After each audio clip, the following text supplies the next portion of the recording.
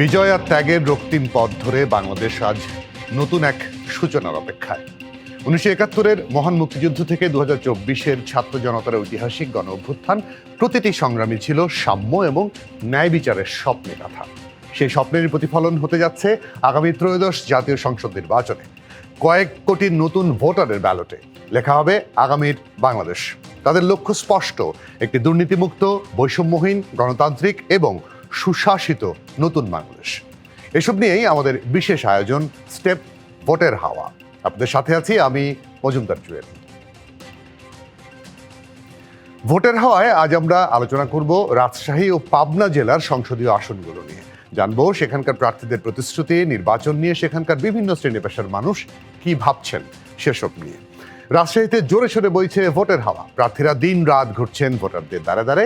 BNP প্রার্থীরা বলছেন সুষ্ঠু, সুন্দর, নিরপেক্ষ নির্বাচন হলে তারা জেলার 6টি আসনেই বিজয়ী হবেন। তবে তারা শঙ্কায় আছেন প্রিজাইডিং অফিসারদের নিয়ে। কারিগরি শিক্ষা হোক না সাধারণ শিক্ষা হোক, তাদের যাতে কর্মসংস্থান হয়, এটাই এডিশন, অন্য কিছু না। ওনারা যা করেছেন তা শুধু উন্নয়ন করাই হবে আমার লক্ষ্য। আগামী দিনে রাশিবাসীকে নিয়ে বিশেষ করে বেকার সমস্যার সমাধান, স্বাস্থ্যসেবায়, শিক্ষাক্ষেত্রে আল্লাহ আমাদের সুযোগ দিলে দেশ পরিচালনায় আমরা এটা সুনিশ্চিত করব। রাজশাহী 3 অর্থাৎ জাতীয় সংসদের 54 নম্বর আসন মোহনপুরে ধানের শীষ প্রতিনিধি ইনশাল্লাহ পরিচালনা করছি। আমরা নির্বাচনী আচরণবিধির মধ্যে এখন আছি। এখন পর্যন্ত আমরা দেখছি আমাদের মধ্যে সৌহার্দ্যপূর্ণ ভাব আছে, নেতৃবৃন্দের পর্যন্ত সৌহার্দ্যপূর্ণ ভাব আছে এবং ভোটের কিন্তু পুরো আনন্দ শুরু হয়েছে। সকলে কিন্তু আনন্দ উপভোগ করছে। অনেক উন্নয়নমূলক কাজ করে স্কুল, কলেজ, মাদ্রাসা এগুলো আমরা প্রতিষ্ঠা করেছি আমরা, যার কারণে মানুষের আমাদের আস্থা আছে, আমার আস্থা আছে। আলহামদুলিল্লাহ, পরিবেশ ভালো আছে, নির্বাচনে কোনো বাধা বিপত্তি নাই। গত যে নির্বাচনে অন্য কোনো দল আওয়ামী লীগ ছাড়া নির্বাচনে কেউ করতে পারেনি, সেই বিষয়ে অনেকটা ভালো। তবে জামায়াত এবং দলটির জোট সঙ্গীদের অভিযোগ আগের নির্বাচনগুলোতে দায়িত্ব পালন করা প্রিজাইডিং অফিসারদের নিয়ে। তারা বলছেন সুষ্ঠু নির্বাচন হলে জয়ের বিষয়ে তারাও আশাবাদী।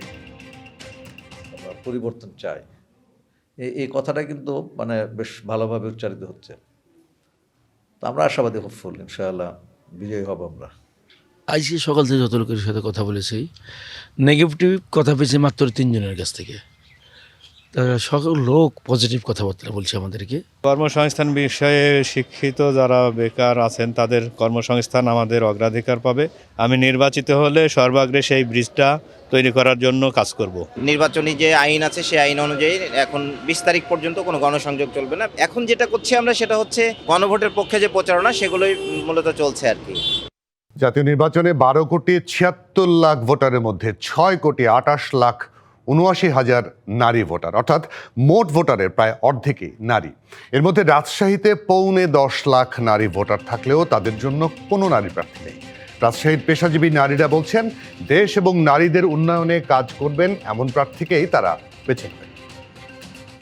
আমি চাই এমন একজন প্রার্থী নির্বাচিত হোক এবার, যিনি আসলেই নারীদের কথা ভাববেন, নারীদের উন্নয়নের জন্য কাজ করবেন। সচেতনতার জায়গা থেকে আমি মনে করি সততার দায়বদ্ধতা থেকে আমাদেরকে কাজ করতে হবে, এগিয়ে যেতে হবে।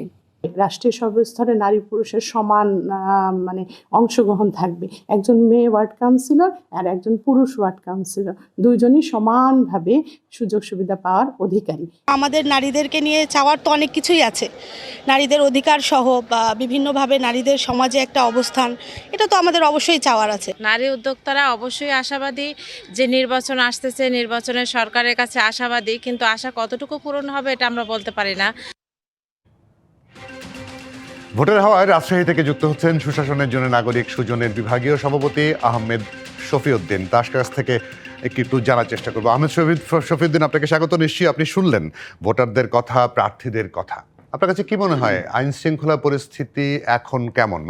সুষ্ঠু ভোটের জন্য নানাভাবে নানা দিক থেকে বলা হচ্ছে সুষ্ঠু ভোট হবে কিনা, আইন শৃঙ্খলা পরিস্থিতি এখন ভালো না, আপনার কি মনে হয়? আমাদের এই অঞ্চলে তো বরাবরই তুলনামূলকভাবে আইন শৃঙ্খলা পরিস্থিতি ভালো থাকেন এবং রাজনীতিবিদদের মধ্যে যে পারস্পরিক সম্পর্ক, অন্তত ব্যক্তিগত সম্পর্কটা তো সবসময় আমরা দেখছি একটা ধারাবাহিকভাবে এটার একটি ঐতিহ্য রয়েছে, সেদিক থেকে ভালো। তবে এটা তো ঠিকই যে মানে উদ্বেগ আছে, কারণ বিভিন্নভাবে আমরা বিভিন্ন দলই বিভিন্ন সময় বলছেন অনেকেই যে প্রচুর অস্ত্র কিন্তু মানুষের কাছে হাতে হাতে এখনো আছে, যেটা ঠিক সেইভাবে বোধহয় উদ্ধার কতটা হয়েছে সেটি একটি প্রশ্নই থেকে যায়। আর যেটা হয়েছে যে আইনের বাইরে যে হাতে তুলে নেওয়ার যে একটা ঘটনাটা, বিভিন্ন আইনকে নিজের হাতে তুলে নেওয়ার যে ঘটনা, সেটি তুলনামূলকভাবে এখানে কম, কিন্তু অন্যান্য জায়গায় তো দেখে আতঙ্কিত হয় সবাই আমরা। কাজেই আগামী নির্বাচনের যত ঘনিয়ে আসবে ততই পরিস্থিতিটা বোঝা যাবে যে কোন দিকে আমরা যাচ্ছি। একটা অভিযোগ যে বারবার বলা হচ্ছিল যে আগের প্রিজাইডিং অফিসারদের নিয়ে শঙ্কা, এটা বিএনপির পক্ষ থেকে বলা হচ্ছে, জামায়াতের পক্ষ থেকে বলা হয়েছে, কিন্তু নির্বাচন কমিশন থেকে তো কিন্তু বলেছে যে আগের যারা প্রিজাইডিং অফিসারের দায়িত্বে ছিলেন তারা এবার কেউ দায়িত্ব পালন করবেন না। এটা নিয়ে তারপর শঙ্কা কেন? এটা মূল ব্যাপারটা কি যে টপ থেকেই তো সব কিছু আসে।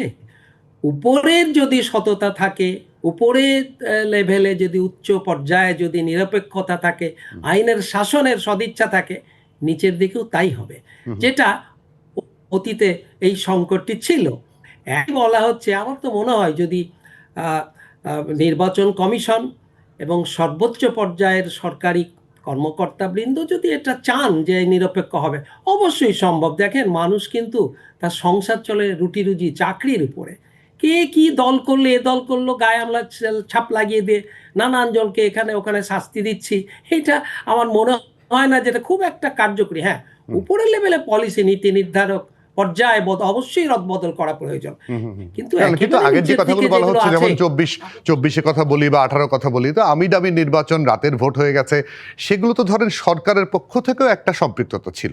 সেটি সরকার যদি সেখানে কোনো পার্টি না হয়, এখনকার সরকার তো পার্টি না, তাহলে তো সেখানে সমস্যা থাকার কথা না। না, সেটা তো বটেই, সেটা তো ঠিকই, কারণ এইটাই হচ্ছে আসল ব্যাপার। কারণ সবাই নিজেদের চাকরিকে ভয় করেন, কাজেই তারা উপরের ইশারা ছাড়া এটি কেউ করবে না। আর উপরের ইশারা থাকলে আপনি যতই পাল্টে দেন, হ্যাঁ, ওই ঘটনাটি ঘটবে। একদম পরিষ্কার। আহমেদ শফিউদ্দিন, অনেক ধন্যবাদ, অনেক কৃতজ্ঞতা আপনাকে আমাদেরকে সময় দেওয়ার জন্য। সুশাসনের জন্য নাগরিকের সুজনের রাজশাহী বিভাগের সহসভাপতি আহমেদ শফিউদ্দিন ছিলেন আমাদের সঙ্গে। নির্বাচন নিয়ে কি ভাবছেন রাজশাহীর নানা শ্রেণী পেশার মানুষ, সে কথা জানতে আমাদের সঙ্গে রাজশাহী থেকে যুক্ত হচ্ছেন সহকর্মী সৌরভ হাবিব, তার কাছ থেকে জানবো, তার মাধ্যমে জানবো। সৌরভ হাবিব, আপনাকে স্বাগত। আপনার মাধ্যমে জানি কি ভাবছেন আপনার এলাকার মানুষ নির্বাচন নিয়ে।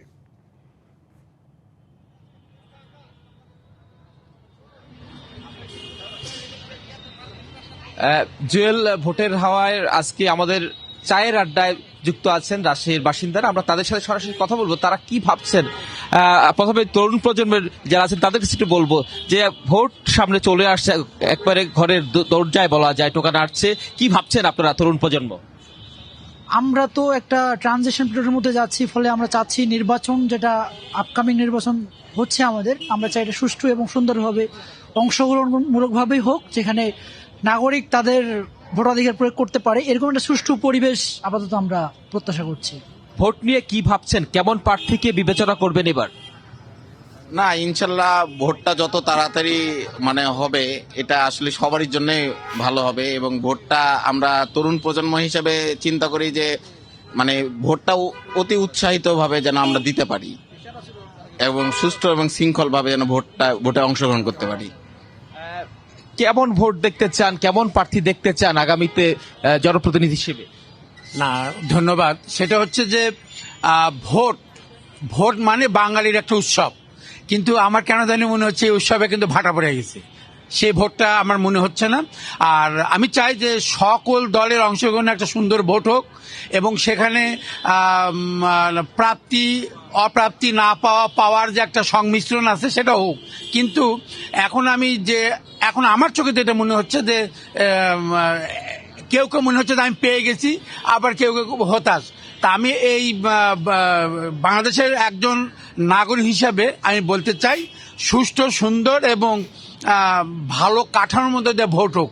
কিন্তু এই কাঠামো যেভাবে তৈরি হয়ে আছে, এখানে আমার মনে হচ্ছে না যে মানুষের, নাগরিকদের যে ভোটের যে অধিকার, সে অধিকারটা ক্ষুণ্ণ হওয়ার সম্ভাবনা বেশিরভাগ দেখতে পাচ্ছি আর কি। সেক্ষেত্রে কেমন প্রার্থীকে এবার ভোট দিবেন? এবার আওয়ামী লীগ বিএনপি দুটাই তো করলাম, এবার জামাতকে একটু জুয়েল, শুনছিলেন এখানকার ভোটের হওয়ার অনুষ্ঠানে যারা এখানকার স্থানীয় যারা নাগরিক তারা তাদের মতামত দিচ্ছিলেন। জুয়েল, জি, আপনাকে অনেক ধন্যবাদ। সৌরভী, আমাদের সহকর্মী সৌরভী রাজশাহী থেকে যুক্ত ছিলেন। ত্রয়োদশ জাতীয় সংসদ নির্বাচন নিয়ে পাবনাতেও বইছে নির্বাচনী হাওয়া। সাধারণ মানুষের জীবনমান উন্নয়ন এবং নিরাপত্তা ও কর্মসংস্থানের ব্যবস্থা করবে এমন প্রার্থীকে ভোট দেওয়ার কথা জানিয়েছেন নারী পুরুষ সহ তরুণ ভোটাররা। তবে সীমানা নির্ধারণ নিয়ে দ্বন্দ্বে পাবনা 1 এবং 2 আসনে নির্বাচন স্থগিত করেছে নির্বাচন কমিশন। এই নিয়ে মিশ্র প্রতিক্রিয়া রয়েছে প্রার্থীদের মধ্যে। বাংলাদেশের মানুষের, দুঃখী মানুষের মুখে হাসি ফোটানোর জন্য যে চেষ্টা জিয়া করেছেন, খালেদা জিয়া করেছেন, তারেক রহমান সেই হাল ধরেছেন। তারেক রহমানের নেতৃত্বে শুভযোগে নিরাপদ, আধুনিক, উন্নত বাংলাদেশ আমরা গঠন করব। বক্তব্য বললাম, প্রত্যাশা জনগণের পক্ষে আমি কাজ করি। দৃশ্যমান আমার দেখছে, অতীতে করেছি, বর্তমান করছি, ভবিষ্যতে করব। মানুষ আমাকে নিয়ে আশাবাদী, আমিও দেখে নিয়ে আশাবাদী যে যদি আমি নির্বাচিত হতে পারি, আমার দল ক্ষমতা আসে, অবশ্যই এলাকার ভাগ্যোন্নয়নে, কৃষি ও কৃষকের ভাগ্যোন্নয়নে কাজ করব। বিএনপি প্রার্থীরা আশাবাদী হলেও লেভেল প্লেইং ফিল্ড নিয়ে শঙ্কা আছে জামায়াতে ইসলামী মনোনীত প্রার্থীদের মধ্যে। জেনে নিই তারা কি বলছেন। নির্বাচনী প্রচারণা চলছে। আশা করছি এখানকার মানুষ, আমাদের উপরে অনেক অত্যাচার করা হয়েছে, সকল কিছুর দাঁত ভাঙা জবাব এই ব্যালট বিপ্লবের মাধ্যমে দেবে। দেশ পরিচালনার যদি দায়িত্ব দেয়, তাহলে আমরা একটা মানবিক, সামাজিক, ইনসাফপূর্ণ, দুর্নীতিমুক্ত, শান্তি এবং স্বস্তির একটি দেশ আমরা গড়ে তুলব ইনশাআল্লাহ। আমরা আশা করব জাতি এই নির্বাচনে অংশগ্রহণ করবে। প্রশাসন অবাধ এবং নিরপেক্ষ, ফ্রি অ্যান্ড ফেয়ার ইলেকশনের জন্য তারা ভূমিকা পালন করবেন। নির্বাচন নিয়ে পাবনার সাধারণ মানুষ কি ভাবছেন সেটাই জানার চেষ্টা করব। আমাদের সঙ্গে সহকর্মী পার্থ হাসান যুক্ত হচ্ছেন পাবনা থেকে। পার্থ, আমাকে নিশ্চয়ই আপনি শুনতে পাচ্ছেন, আপনাকে আমি দেখতে পাচ্ছি একপাশে। হ্যাঁ, যদি আপনি শুনে থাকেন একটু জানাবেন। আপনার সঙ্গে অনেকেই আছে, তাদের কাছ থেকে জানি পাবনা নির্বাচন নিয়ে তারা কি ভাবছেন। পাশাপাশি 2টি আসনে নির্বাচন স্থগিত হয়েছে, সেটি নিয়েও তাদের মতামত কি।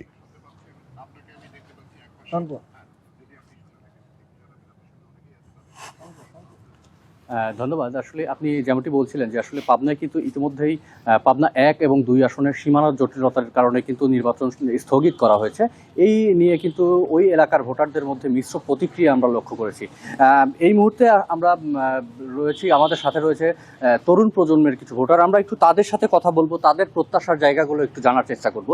যে এই যে আগামী জাতীয় সংসদ নির্বাচন, এই নির্বাচনে যারা প্রার্থী থাকবেন বা যে দল নির্বাচিত হবেন, তাদের কাছে আপনাদের প্রত্যাশা কি রয়েছে? ধন্যবাদ আপনাকে। আপনি জানেন যে দীর্ঘ 17 বছর আন্দোলন সংগ্রামের মাধ্যমে, জুলাই আগস্টের ছাত্র জনতার গণঅভ্যুত্থানের মাধ্যমে আমরা একটি স্বাধীন বাংলাদেশ পুনরায় ফিরে পেয়েছি। আমরা এই স্বাধীনতাকে রক্ষার্থে আগামী ত্রয়োদশ জাতীয় সংসদ নির্বাচন আপনি জানেন যে 12 ফেব্রুয়ারি অনুষ্ঠিত হতে যাচ্ছে।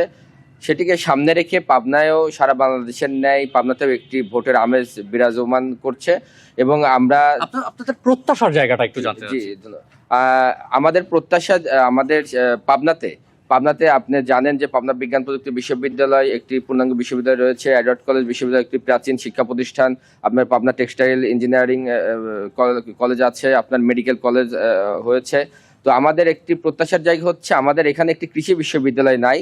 যদি যিনি নির্বাচিত হন, আমাদের তাদের কাছে সর্বোচ্চটুকু প্রত্যাশা থাকবে যে আমাদের পাবনাতে যেন একটি কৃষি বিশ্ববিদ্যালয় হয়। এবং আপনারা জানেন যে পাবনাতে বিভিন্ন জেলার শিক্ষার্থীরা এখানে এসে পড়াশোনা, আপনারা শিক্ষা ক্ষেত্রে আরো কিছু চাচ্ছেন। আচ্ছা, আমরা আরেকজনের সাথে একটু কথা বলতে চাই যে এই যে আগামী নির্বাচনে আপনারা আসলে ওটার পরিবেশ কেমন চাচ্ছেন, কেমন প্রত্যাশা রয়েছে? আমরা আগামী ত্রয়োদশ জাতীয় সংসদ নির্বাচন একটি এদেশের মানুষের বহুল আলোচিত ও আকাঙ্ক্ষিত একটি নির্বাচন। এই নির্বাচন আমরা একটি সুষ্ঠু নির্বাচন চাই, যেখানে লেভেল প্লেইং ফিল্ড থাকবে, সবাই সমান অধিকার ভোগ করবে, প্রত্যেকটা প্রার্থী, প্রত্যেকটা দল। এবং আমরা চাই যেন কোনো প্রকার বিশৃঙ্খলা সৃষ্টি না হয় এবং যে পরাজিত শক্তি বিশৃঙ্খলা সৃষ্টি করতে চাবে সেক্ষেত্রে যেন আইন শৃঙ্খলা বাহিনী যেন কঠোর পদক্ষেপ নেয়। এবং আমরা চাই এই দেশের মানুষ, বিশেষ করে পাবনাবাসীরা, আমেজপূর্ণ যে নির্বাচনের যে পরিবেশ তৈরি হয়েছে সেই পরিবেশের মাধ্যমে সবাই যেন তাদের ভোটাধিকার প্রয়োগ করতে পারে। এবং আমাদের কাছে এটাই আইনশৃঙ্খলা বাহিনী এবং প্রশাসনের কাছে দাবি থাকবে যে আমরা যেন সকল দল তারা তাদের যে লেভেল ফিলিং ফিল্ডটা থাকবে সেই অনুযায়ী সবাই সকলে ভোট দিতে হবে, সুষ্ঠু পরিবেশটা আমরা নিশ্চিত থাকে। যে যেমনটি শুনছিলেন যে এই তরুণ প্রজন্মের যারা ভোটার রয়েছে তারা কিন্তু আশা করছেন যে একটা লেভেল প্লেইং ফিল্ড এবং সুষ্ঠু পরিবেশের নিশ্চয়তা তারা দাবি করছেন। এছাড়া আপনাকে আরেকটি বিষয় জানিয়ে রাখতে চাই, পাবনা কিন্তু প্রায় 200 বছরের পুরনো একটি শহর, সেই তুলনায় কিন্তু এই এলাকাতে আসলে উন্নয়নের ছোঁয়া খুব একটা লাগেনি।